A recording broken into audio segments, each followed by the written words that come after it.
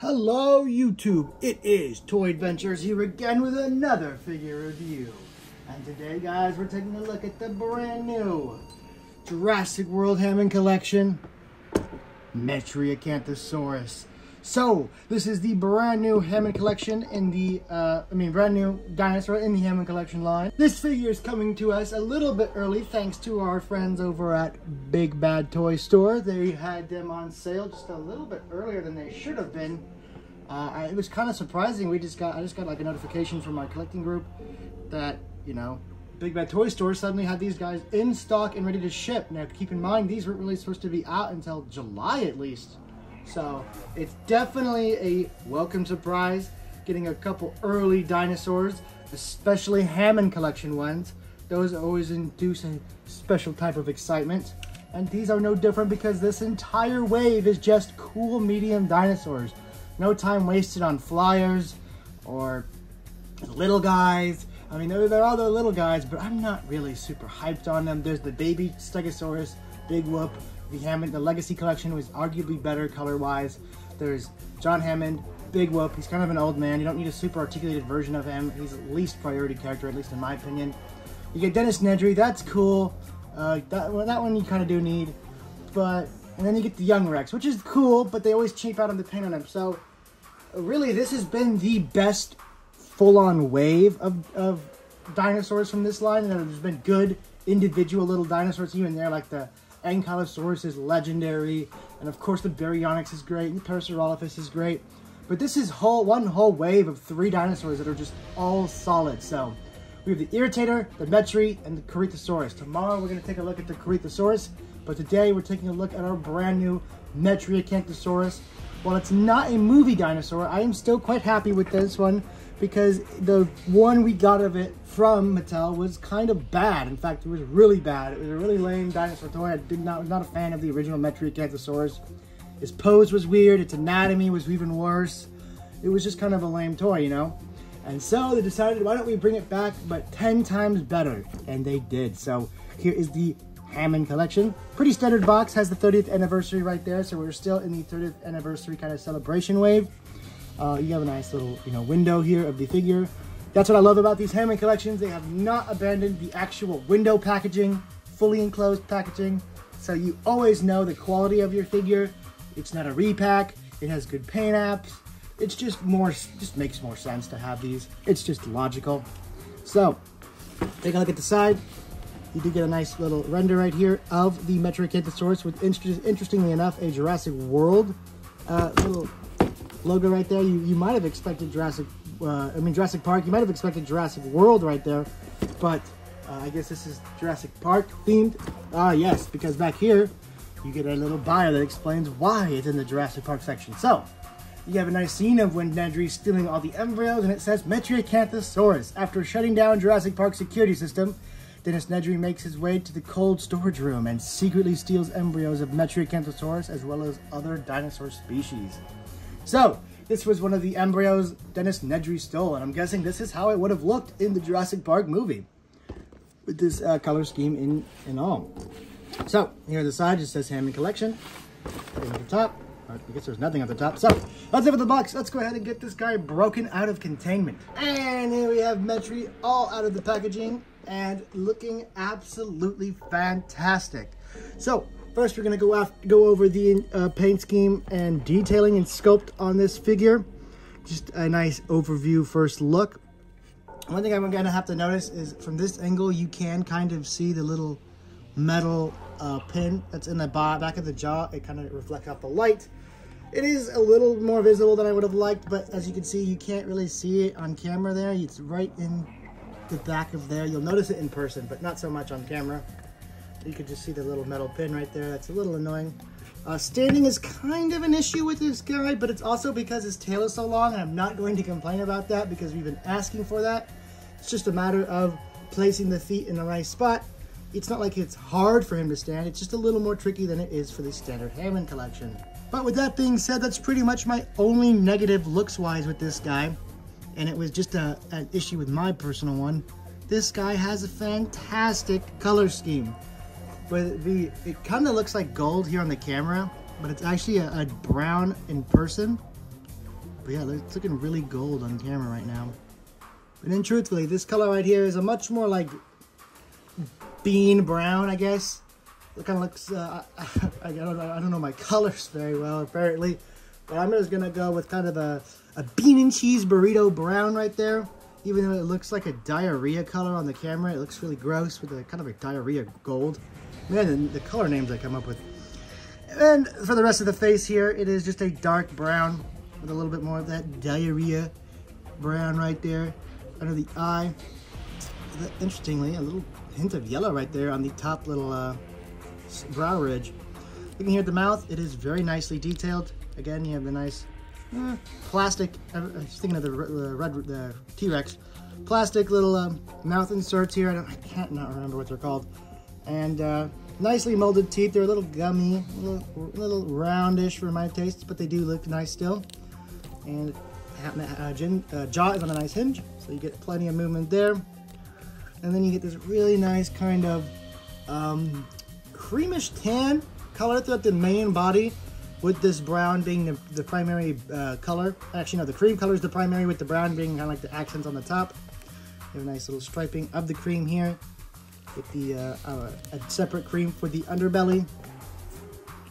But this brown is really nicely done with this really intricate sculpt work going on here on the top.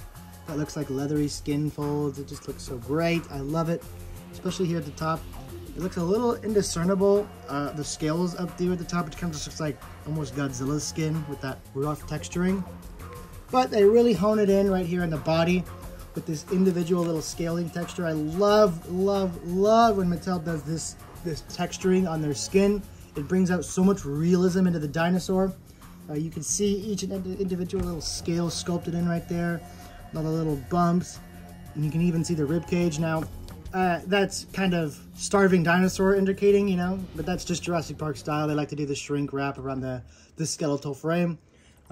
For actual dinosaur fans, this would be a much more filled out body with much more fat around it. Instead of looking like you can see the bones right here, this would indicate the animal is starving to death, just like on humans.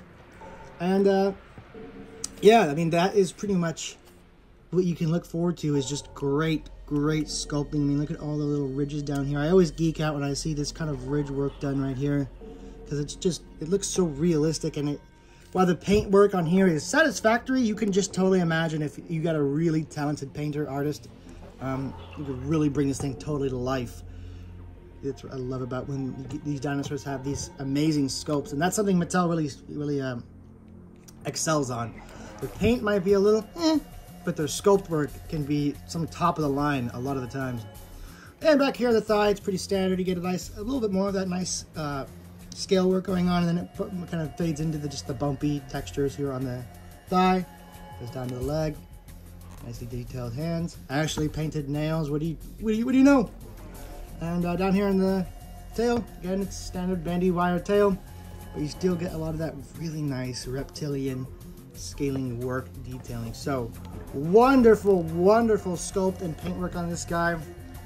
He really looks special. And one thing I love about the paint scheme on this guy is that it feels Jurassic Park.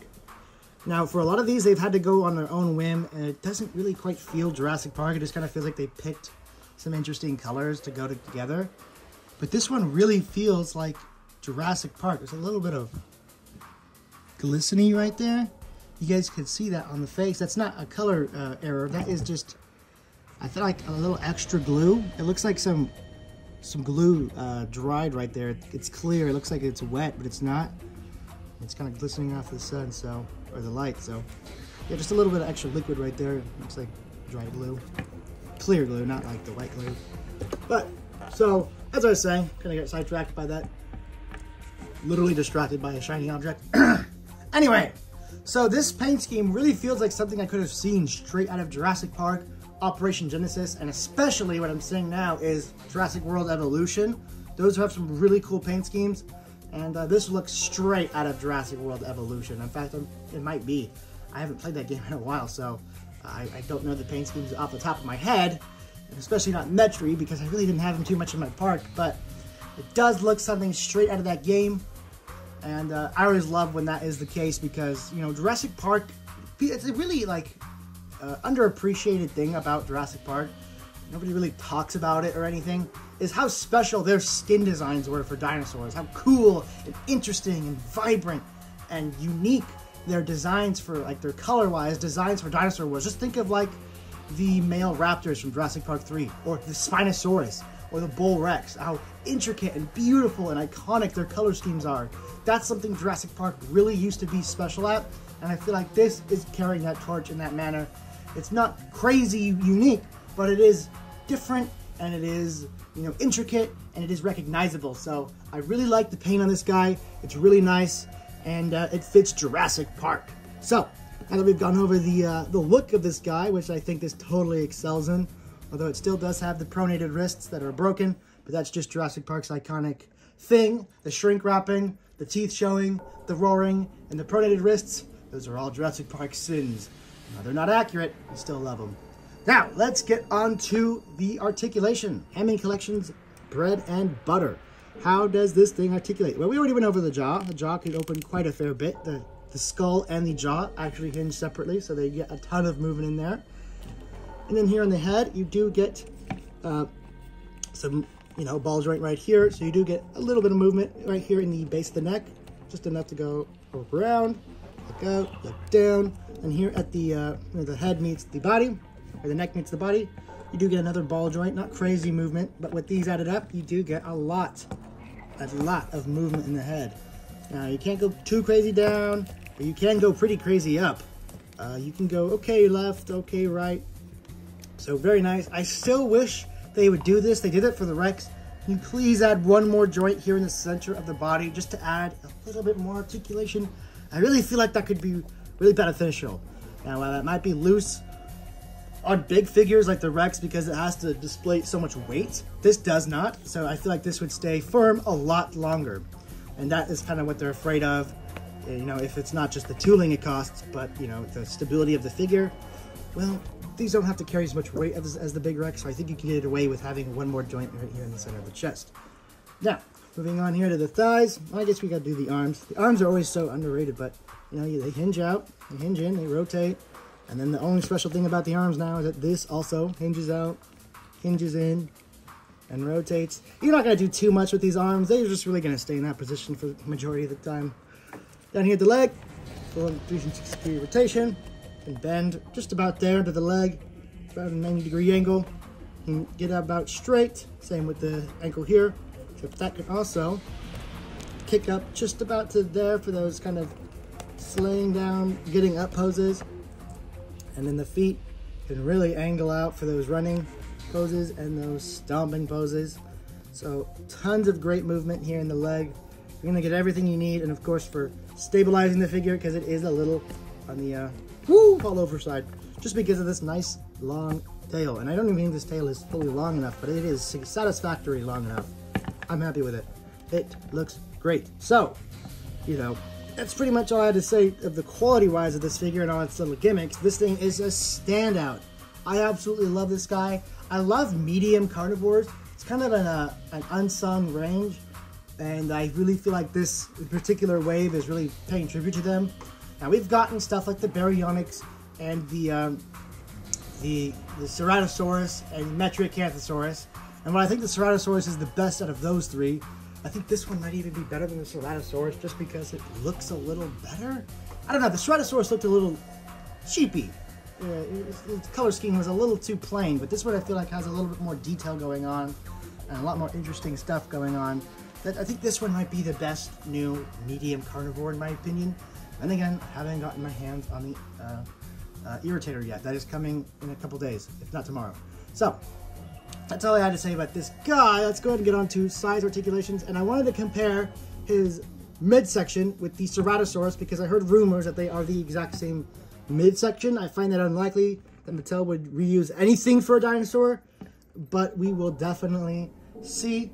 And, you know, we just gotta compare it to humans. So let's go ahead and get on to size comparisons. Alrighty then, so here we have another medium dinosaur right here. The Ceratosaurus, of course. And as you can see, I'm tapping both of the bodies in. Oh, Ceratosaurus's ankles have gotten a little loose over the years. Their bodies are absolutely nothing alike. There is absolutely zero similarities between the two bodies. I don't know where this rumor came from. I heard it from some random person on the collecting group. I'm like, press X to doubt on that one. Yeah, these are absolutely not the same bodies whatsoever in any way, shape, or form. I found that to be hard to believe even just hearing it, because Mattel does not reuse any sculpts when they're doing fresh dinosaurs for the Hammond Collection. Only do they use their sculpts if it's the same species. Otherwise, they make completely new sculpts, and even in that regard, for new species, they'll make new sculpts for the new figure. So, yep, completely all new dinosaur right here. Everything on this guy is new. And there he is with another, guy. And here he is with a standard Mattel human. So guys, I would bring out the Rex, but it's all, posed in its shelf and it's perfectly set. And I really don't want to go bother it. I mean, you all know how big the Rex is. So, that is pretty much it for the review. This guy has been a standout, and I'm going to give him a 9.5 out of 10. He's a really great new dinosaur. Very nice to add to the collection. The only reason he's not a 10 out of 10 is because he's not a movie dinosaur. So I'm not super duper duper hyped for him. But I'm still happy regardless to have a posable dinosaur toy. That on its own is a great W. The fact that it's in scale is another W. The fact that it's Jurassic Park themed is an even bigger W. So I love this guy. Even though he's not an absolutely perfect standout figure, he is still definitely worth getting. And I don't know when he's going to be in stores quite yet. Again, I had to get this guy early off of Big Bad Toy Store. And right now it's only there on pre-order. You can check Entertainment Earth. Check the website, Entertainment Earth. You might be able to find it there. Shipping now. I know it's also on Amazon, but that's for pre-order. So if you want to get it right now, I think the best bet is Entertainment Earth, because Big Bad Toy Store is sadly out of stock right now. So that is pretty much it for the Metriacanthosaurus. Today we will be taking a look, or tomorrow we will be taking a look at the Corethosaurus. That is the next on our list. So guys, stay tuned for that one. That one's going to be extra special since that is a movie dinosaur. But for now, I hope the Metriacanthosaurus was enough. Anyway guys, that has been it for this review. Thank you guys so much for watching. This has been Toy Adventure signing out. Peace.